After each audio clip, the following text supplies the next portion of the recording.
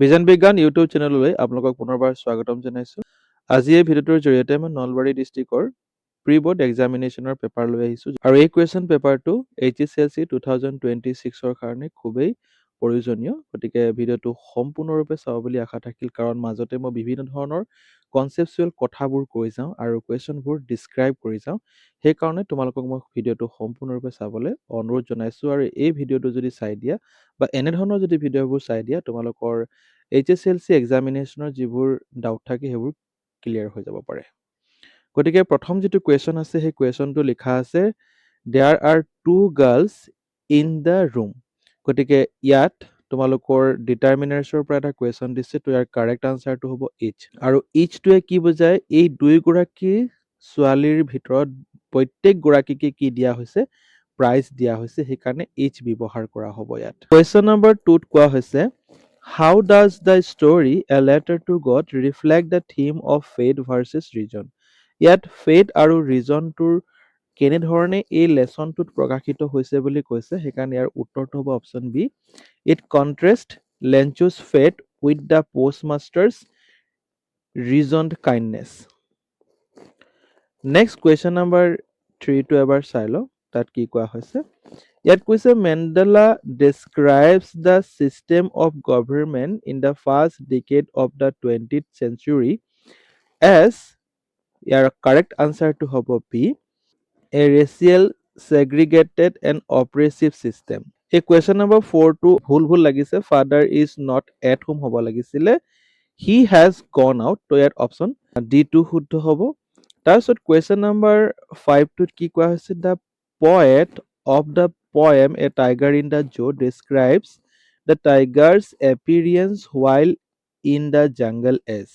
তাৰমানে appearance মানে কি, যদি এই টাইগাৰ ইন দ্য জু কবিতাটোত কবিজনে যদি বাঘটোৱে জাংগলত থাকিলেহেঁতেন তেতিয়া তেখেতৰ যিটো এপিৰিয়েঞ্চ সেইটো কেনেধৰণৰ হ'লহেঁতেন বুলি কৈছে।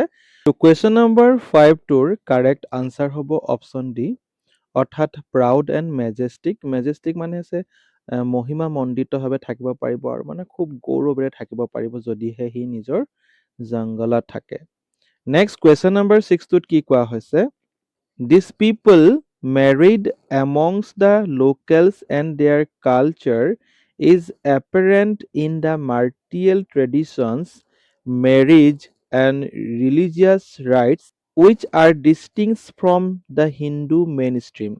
Choose the meaning of the underlined word in the quoted sentence from Korg. Mainstreamৰ ৱৰ্ডৰ মিনিং কি হয় সেইটো সুধিছে, গতিকে ইয়াৰ কাৰেক্ট আনচাৰটো অপশ্যন চি হ'ব, a tradition which most people follow। তাৰমানে যিটো অঞ্চলত বেছিভাগ মানুহে যি কাৰ্যটোক ফ'ল' কৰে বা যি বিশ্বাসক ফ'ল' কৰে তাকে কোৱা হয়, সেই মানুহখিনিকে কোৱা হ'ব mainstream people. Question number 7টোত কি কোৱা হৈছে, how does the boy lose his বলটো কেনেকৈ হেৰালে বুলি কৈছিলে। তো ইয়াৰ কাৰেক্ট আনচাৰটো হ'ব অপশ্যন বি টু, it falls into the water, কাৰণ বলটো ক'ত পৰি গৈছিলে, পানীত পৰি গৈছিলে বুলি কৈছিলে। নেক্সট কুৱেশ্যন নম্বৰ 8টো কি কোৱা হৈছে, what does the legend about Chinese emperor suggest about the origin of tea. Chinese এম্পেৰিয়ৰৰ যিটো লেজেণ্ড আছিলে, যিটো সাধু কথা আছিলে, সেই সাধু কথাৰ জৰিয়তে চাহৰ কিহৰ কথা ক'ব বিচাৰিছে বা চাহটো যে আৱিষ্কাৰ হৈছিল সেইটো কেনেধৰণে আৱিষ্কাৰ হৈছিল বুলি বুজাব বিচাৰিছিলে। তো এইটো হৈছে কি, টি ৱাজ ডিছকভাৰ এক্সিডেণ্টলি। তো অপশ্যন এটো কাৰেক্ট হ'ব 8ৰ। নেক্সট কুৱেশ্যন নম্বৰ 9টো এবাৰ চাই লোৱা, she ask me what my name was, এইটো নেৰেশ্যনৰ পৰা দিছে। তো ইয়াৰ কাৰেক্ট আনচাৰটো হ'ব option D, she said to me what is your name. Question number 10টোত কোৱা হৈছে, what does the poet mean when he says they are so placid and self-contained in the poem animals। তো ইয়াত এনিমেলছৰ এই লাইনটোৰ পৰা, animals নামৰ যিটো কবিতা আছিলে সেই কবিতাটোৰ এই লাইনটোৰ পৰা কি বুজাব বিচাৰিছে। তো ইয়াৰ যিটো কাৰেক্ট আনচাৰ হ'ব সেইটো অপশ্যন এটো হ'ব, এনিমেলছ আৰ ক্লেম বৰ শান্তশিষ্ট আৰু ইণ্ডিপেণ্ডেণ্ট, কাৰো ওপৰত ডিপেণ্ড হৈ থাকিবলগীয়া নহয় বা নিজৰ কাম নিজৰ মতেই কৰে, তাৰমানে সেইকাৰণে এইটো অপশ্যন এটো কাৰেক্ট হ'ব। কুৱেশ্যন নম্বৰ 11ত কি কোৱা হৈছে, Amanda is always ড্ৰে dreaming because. ড্ৰে dreaming মানে হৈছে অলিক কল্পনা কৰাটো কোৱা হৈছে বা দিবা স্বপ্ন বুলি কয়। গতিকে অলিক কল্পনা কিয় কৰি থাকে আমাণ্ডাই?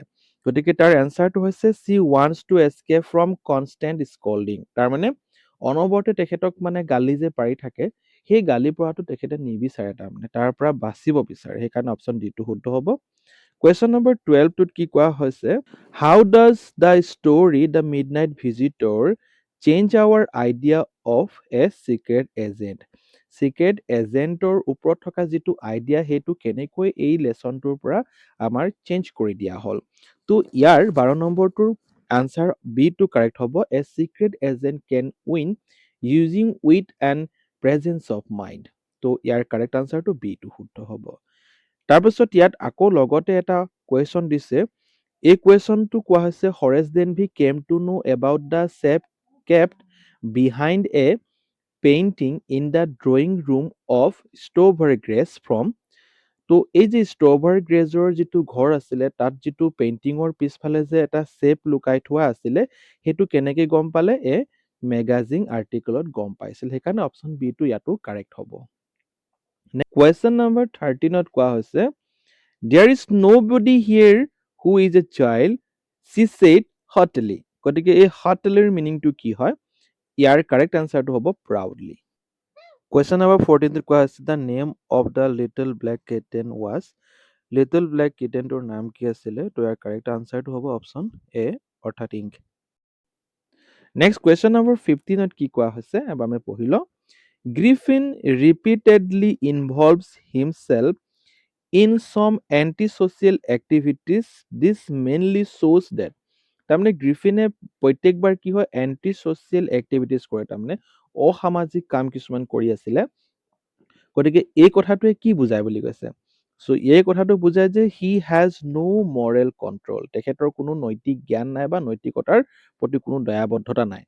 তো নেক্সট আকৌ কুৱেশ্যনটো কি কৰা হৈছে, what does the narrator's behaviour show' about his nature? তেখেতৰ নেচাৰটোৰ বিষয়ে কি ক'লে? যিটো মানে আমি হেক ড্ৰাইভাৰত পাইছিলোঁ, সেই হেক ড্ৰাইভাৰৰ নেৰেটৰজন হৈছে য়ং লয়াৰ। গতিকে য়ং লয়াৰজনে মানে অলিভাৰ লুটকিন্সক বিচাৰিবলৈ আহিছিলে। গতিকে ইয়াত কাৰেক্ট আনচাৰটো কি হ'ব? ইয়াৰ কাৰেক্ট আনচাৰটো অপশ্যন চি হ'ব, he is innocent and trust people easily. Next question number 16 টোত কি কোৱা হৈছে, what is the meaning of the verb phrase look after? Look after মানে আছিলে যত্ন লোৱা। চ' ইয়াৰ কাৰেক্ট আনচাৰটো হ'ব টেক কেয়াৰ অফ। তোমালোকক গ্ৰুপ ভাৰ্বৰ পৰা এটা কুৱেশ্যন কৰা হৈছে, অৰ্থাৎ এটা ভাৰ্বৰ পিছত যেতিয়া এটা প্ৰিপজিশ্যন লগ লগাই দিয়া হয়, তেতিয়া তাৰ অৰ্থটো সলনি হৈ যায়। ইয়াতে চোৱা, লুকটো হৈছে এটা ভাৰ্ব আৰু আফটাৰটো হৈছে তোমাৰ এটা প্ৰিপজিশ্যন। যেতিয়া লুক বুলি ক'লে চোৱা বুজায়, কিন্তু লুক আফটাৰ দি দিলে তাৰ মিনিংটো সলনি হৈ গ'ল। গতিকে লুক আফটাৰ মানে হৈছে যত্ন কৰা। গতিকে টেক কেয়াৰটো কাৰেক্ট হ'ব। 17 নম্বৰ কুৱেশ্যনটোত কি কোৱা হৈছে, ৰাম ইজ টলাৰ দেন মি। গতিকে টলাৰ দেন মি বুলি আমি ব্যৱহাৰ কৰিব নালাগে, টলাৰ দেন আই হ'ব লাগে। তো অপশ্যন ডি টো কাৰেক্ট হ'ব। নেক্সট কুৱেশ্যন নম্বৰ 18 টোত কি কোৱা হৈছে? এবাৰ আমি চাই লওঁ। Belinda paled and she cried help help. What was the situation that made Belinda cry for help?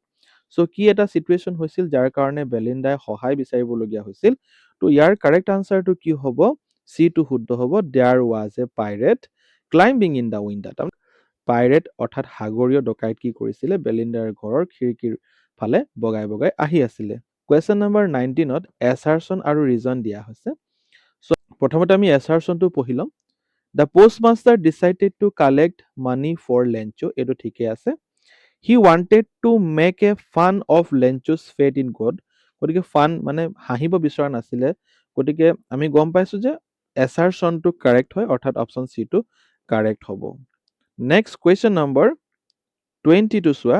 Read the following statement. দুটা ষ্টেটমেণ্ট দিয়া আছে, সেই ষ্টেটমেণ্টটো আমি পঢ়ি ল'ম। এটা আছে কি, Ausable was a tall and handsome secret agent. গতিকে অজুবুল টল নাছিলে আৰু হেণ্ডচম নাছিলে, আমি পাঠটো পঢ়োঁতে গম পাইছিলোঁ। গতিকে অপশ্যন মানে ষ্টেটমেণ্ট 1 টো ভুল হৈ আছে। Next, Ausable spoke calmly even when Max threaten him. মানে এইটো ঠিকে আছে, যেতিয়া মেক্সে মানে অজুবুলক ভয় খুৱাইছিলে তেতিয়াও বৰ শান্তশিষ্ট হৈ পিনেই কথা পাতি আছিলে।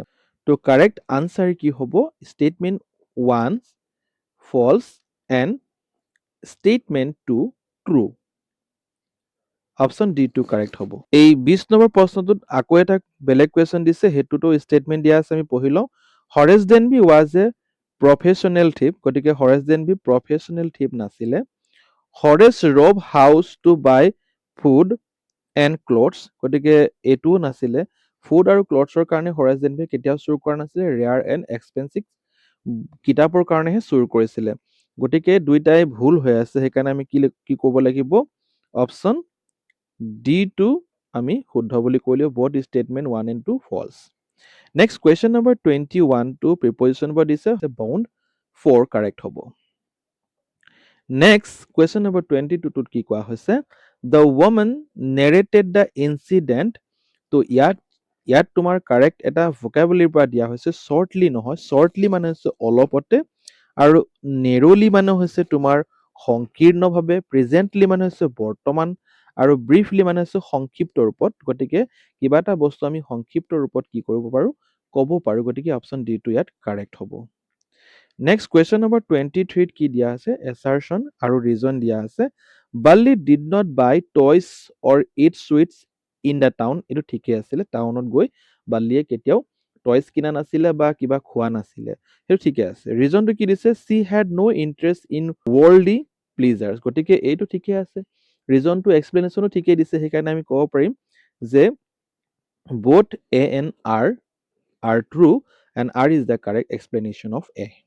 Next question number 24, তাত কি কোৱা হৈছে, the phrase a rainbow gathering of different colors and nations is an example of, তো চোৱা, তোমালোকক মই আগৰ যিটো টেষ্ট পেপাৰ এক্সপ্লেইন কৰিছিলোঁ তাতো মই পয়েটিক ডিভাইচৰ ওপৰত কৈছিলোঁ। এই পয়েটিক ডিভাইচটো খুব দিয়া হৈছে যে কিবা এটা বস্তুৰ লগত বা ব্যক্তিৰ লগত বেলেগ এটা বস্তু বা ব্যক্তিৰ তুলনা কৰিবৰ কাৰণে যদি আমি এটা লাইন ব্যৱহাৰ কৰোঁ, তেতিয়া তাত পয়েটিক ডিভাইচ, মেটাফৰা বা চিমিলি ব্যৱহাৰ কৰা হয়। কিন্তু চিমিলি ব্যৱহাৰ কৰিলে লাইক আৰু এজ শব্দটো দিবলগীয়া হয়। তো ইয়াত আমি লাইক আৰু এজ দেখা পোৱা নাই যদিও বুজি পাইছোঁ যে তুলনা কৰিছে, মানে ৰেইনব'ৰ লগত কি তুলনা কৰিছে, বিভিন্ন ধৰণৰ মানুহক তুলনা কৰিছে, বিভিন্ন বৰণৰ মানুহক তুলনা কৰিছে, সেইকাৰণে ইয়াত পয়েটিক ডিভাইচ মেটাফৰ হ'ব। নেক্সট কুৱেশ্যন নম্বৰ 25 টো চোৱা, the word summons in the lesson the hack driver means, তো ইয়াৰ মিনিংটো সুধিছে চামনৰ। তো চামনৰ মিনিং হৈছে অপশ্যন বি টো কাৰেক্ট হ'ব, order to appear before a court. The word bewilder in the nation footprint without feet means, তো ইয়াত বিউইল্ডাৰৰ মিনিং সুধিছে, তো এইটো অপশ্যন বি টোৱে শুদ্ধ হ'ব, কাৰণ এইটো কনফিউজ বুজায়। নেক্সট কুৱেশ্যন নম্বৰ 26 টো তোমালোকৰ ফিল ইন দ্য ব্লেংকছ দিছে, আৰু এইটো তোমালোকৰ শুদ্ধ উত্তৰটো হ'ব মাংগালোৰ। ক'ৰ পৰা কেনেকৈ প্ৰশ্ন দিব সেইটো কোনেও ক'ব নোৱাৰে, সেই কিতাপটো সম্পূৰ্ণৰূপে কিন্তু পৰীক্ষাৰ আগত পঢ়ি যাব লাগিব। নেক্সট কুৱেশ্যন নম্বৰ 27 টো কি কোৱা আছে, the second flush or sprouting period last from May to July, অৰ্থাৎ এইটো জুলাইটো কাৰেক্ট হ'ব। নেক্সট কুৱেশ্যন নম্বৰ 28 টোত কি কোৱা হৈছে, choose the correct active voice from the sentence given in the passive voice. তো এইটো পেচিভ ভইচৰ এটা বাক্য দিয়া আছে, তো ইয়াৰ এক্টিভ ফৰ্মটো কি হ'ব সেইটো লিখিব কৈছে। তো 28ৰ কাৰেক্ট আনচাৰটো তোমালোকৰ অপশ্যন ভি টো শুদ্ধ হ'ব, ডোণ্ট বা do not waste your time. Next question number 29 টোত কি কোৱা হৈছে, the word tomorrow in the sentence he will meet us tomorrow is an adverb of, তোমালোকক বাৰে বাৰে কৈছোঁ পাৰ্টছ অফ স্পীচৰ পৰা কুৱেশ্যন দিয়া দেখা পোৱা গৈছে, আৰু এই যিটো এডভাৰ্বছৰ যিটো কুৱেশ্যন আহিছে, এই কুৱেশ্যনটো ক্লাছ 8 ষ্টেণ্ডাৰ্ডে তোমালোকে শিকিছিলা, তাতে চাবা এডভাৰ্বৰ বিভিন্ন প্ৰকাৰসমূহ আছে, সেই প্ৰকাৰসমূহ জানি ল'বা আৰু উদাহৰণসমূহ এবাৰ মনত থৈ ল'বা। তো টুমৰো যিটো শব্দ আছে সেই শব্দটো এডভাৰ্ব হয় যদিও এডভাৰ্ব অফ টাইম বুজাইছে, মানে এই টুমৰো শব্দটো এটা টাইমক নিৰ্দেশ কৰিছে। নেক্সট কুৱেশ্যন নম্বৰ 30 টোত কি কোৱা হৈছে চোৱা, don't bite your nails Amanda, don't hunch your shoulder Amanda, stop that slouching and sit straight Amanda. The repeated instruction in the extract mainly suggested. এই এক্সট্ৰেক্টত কি কৰা হৈছে, এক্সট্ৰেক্টত কি কৰা হৈছে, উদ্ধৃতিটোত কি কৰা হৈছে যে আমাণ্ডা নামৰ ছোৱালীজনীক বাৰে বাৰে কি দিয়া হৈছে, ইনষ্ট্ৰাকশ্যন দিয়া আছে, এইটো নকৰিবা, এইটো কৰিবা, এনেধৰণে। গতিকে এই কথাটোৱে কি বুজাই আছে, ইয়াত আমাক কি পৰামৰ্শ দিছে, তাৰমানে চ' ইয়াত বুজাইছে যে আমাণ্ডা ইজ কনষ্টেণ্টলি মনিটৰ্ড। গতিকে অপশ্যন 30ৰ যিটো কুৱেশ্যন আছিলে তাৰ অপশ্যন চি টো শুদ্ধ হ'ব। নেক্সট কুৱেশ্যন নম্বৰ 31 টো চোৱা, তাত কি কৈছে, he should be snarling around houses at the jungle's edge, গতিকে এডছৰ কি সুধিছে, এটা ৰাইমিং ৱৰ্ড সুধিছে, তো ইয়াৰ ৰাইমিং ৱৰ্ডটো ভিলেজ হ'ব। অপশ্যন ডি টো কাৰেক্ট হ'ব। নেক্সট কুৱেশ্যন নম্বৰ 32 চোৱা, not one is dissatisfied, not one is demented with the mania of owing things। গতিকে ইয়াৰ কাৰেক্ট আনচাৰটো হ'ব অপশ্যন বি, অৰ্থাৎ capitalism and material position. Next question number 33 চোৱা, তাত কি কোৱা আছে, the hail storm in the story a letter to God functions symbolically as a representation of। Question number 33 টোৰ correct answer হ'ব random cruelty of nature। 34th কোৱা হৈছে the contrast between the tiger's life in the zoo and in the forest highlight। বনাঞ্চলত থকা tiger আৰু চিৰিয়াখানাত থকা টাইগাৰৰ মাজত তুলনা কৰিছিলে কিয়? আৰু তুলনা কৰাৰ পিছত আমি সেই কথাটো কি বুজি পাইছো, তাত কিয় তুলনা কৰিবলগীয়া হ'ল? তো ইয়াৰ অপশ্যন চি টো শুদ্ধ হ'ব loss of natural dignity and freedom. Next question number 35 টোৰ কাৰেক্ট আনচাৰ কি হ'ব? প্ৰথমতে 35 টো পঢ়ি লওঁ। The line he চেন্সেছ first responsibility of the ball poem indicates the boy. তাৰমানে এই লাইনটো হি চেন্সেছ ফাৰ্ষ্ট ৰেছপন্সিবিলিটি, যিটো নেকি দ্য বল পয়েম নামৰ কবিতাটোত উল্লেখ কৰা হৈছিল, সেইটোৱে কি ইণ্ডিকেট কৰে, কি বুজাই সুধিছে। তো ইয়াৰ কাৰেক্ট আনচাৰটো হ'ব অপশ্যন বি টো realisation of lives harsh reality, মানে বুজি পালে যে মানে লাইফৰ যিটো প্ৰকৃত সত্য সেইটো বুজি পালে। নেক্সট কুৱেশ্যন নম্বৰ 36 টোত কি কোৱা হৈছে, the ceremony took place in the lovely sandstone amphitheatre form by the Union Buildings in Pretoria. The ceremony mention here refers to, ইয়াত কিহৰ চেৰিমনিৰ কথা কোৱা হৈছিলে? গতিকে এইটো হ'ব অপশ্যন চি টো হ'ব মেণ্ডেলাছ swearing in as president। Next question number 37 to চোৱা, Mac's reaction to the knocking at the door in the story, the midnight visitor shows his fear and lack of judgment। Next তাৰ লগতে আৰু এটা question দিয়া হৈছে 37ত, the woman's claim behavior primarily helps her to। ইয়াৰো option C টোৱে শুদ্ধ হ'ব। নেক্সট কুৱেশ্যন নম্বৰ 38 টোত কোৱা হৈছে এৰেঞ্জ কৰিব কৈছে, তলত যিখিনি বাক্য দিয়া আছে সেইখিনি এৰেঞ্জ কৰিব কৈছে। তো ইয়াৰ কাৰেক্ট আনচাৰটো অপশ্যন চি হ'ব। কিয় হ'ব?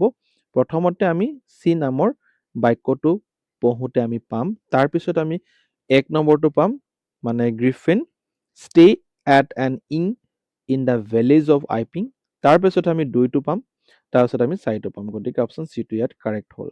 আৰু এই কুৱেশ্যনটোতে আৰু এটা কুৱেশ্যন লগতে লগাই দিয়া হৈছে, সেইটো হৈছে কি, মানে অৰ দিছে, যিকোনো এটা কৰিব পৰা যায়, কিন্তু অপশ্যনবোৰ প্ৰায়বোৰতে একেই দিছে, মানে কাৰেক্ট অপশ্যনটো। তো what happens when the narrator visits New Mullion. Correct আনচাৰটো হ'ব অপশ্যন চি টো the narrator discovers that the hack driver is Lutkins himself. Question number 39 টো নেৰেশ্যন চেঞ্জৰ পৰা দিয়া হৈছে। তো তোমালোকৰ ৰিপৰ্টিং যিটো ভাৰ্ব আছে এইটো চিম্পল পাষ্টত আছে, আৰু ৰিপৰ্টেড স্পীচটো প্ৰেজেণ্ট কণ্টিনিউৱাছ টেন্সত। তো ডাইৰেক্টৰ পৰা ইনডাইৰেক্ট কৰোঁতে তোমালোকে নিশ্চয় গম পোৱা এইটো পাষ্ট কণ্টিনিউৱাছত যাবগৈ। সেইকাৰণে কাৰেক্ট আনচাৰটো অপশ্যন বি হ'ব Ram told me that he was suffering from fever. Next question number 42 চোৱা, তাত কি our teacher to London last year. গতিকে লাষ্ট ইয়েৰ থাকিলে চিম্পল পাষ্টত লিখিব লাগে বাক্যটো, সেইকাৰণে ৱেণ্ট টু কাৰেক্ট হ'ব। নেক্সট 41ত কি কোৱা হৈছে, হোৱাট ডু ইউ ডু। গতিকে এইটো পেচিভ ভইচত নিব কৈছে, গতিকে পেচিভ ভইচত নিলে কি হ'ব? অপশ্যন চি টো কাৰেক্ট হ'ব what is done by you. Next এটা প্ৰেগ্ৰাফ দিছে, আৰু এই প্ৰেগ্ৰাফটো তোমালোকৰ কিতাপৰ পৰাই দিছে, গতিকে বেছিকৈ তোমালোকে চিন্তা কৰিবলগীয়া নহ'ব। চ' আমি জাষ্ট কুৱেশ্যনটো পঢ়ি যাওঁ। কি কৈছে? The passage suggest that the people of Cork may have Greek or Arabic origin mainly because of their cultural practices and dresses. Correct আনচাৰটো অপশ্যন চি টো শুদ্ধ হ'ব। নেক্সট কুৱেশ্যন নম্বৰ 43 কি কোৱা হৈছে, why does the author mention Alexander's army in the passage. ইয়াৰ option C টো শুদ্ধ হ'ব, অৰ্থাৎ to support a theory about ancestry of the people of Korg. Next question number 44 কি কোৱা হৈছে, the word descent in the passage means. গতিকে ইয়াৰ মিনিংটো কি হয় ডিচেণ্টৰ? Family origin. অপশ্যন বি টো শুদ্ধ হ'ব ইয়াত। নেক্সট কুৱেশ্যন নম্বৰ 45ত কি কৈছে? The word in the passage that has a similar meaning with visible or evidence is, গতিকে ইয়াৰ কাৰেক্ট আনচাৰটো হ'ব অপশ্যন এ অৰ্থাৎ এপিৰিয়েণ্ট। ইমানখিনি আছিলে নলবাৰী ডিষ্ট্ৰিক্টৰ কুৱেশ্যনখিনি। আৰু তোমালোকে যদি ভিডিঅ'টো ভাল পাইছে প্লিজ লাইক শ্বেয়াৰ কমেণ্ট কৰি দিবা। ভিডিঅ'টো সম্পূৰ্ণ চোৱাৰ বাবে অশেষ ধন্যবাদ। থেংক ইউ ফৰ ৱাচিং।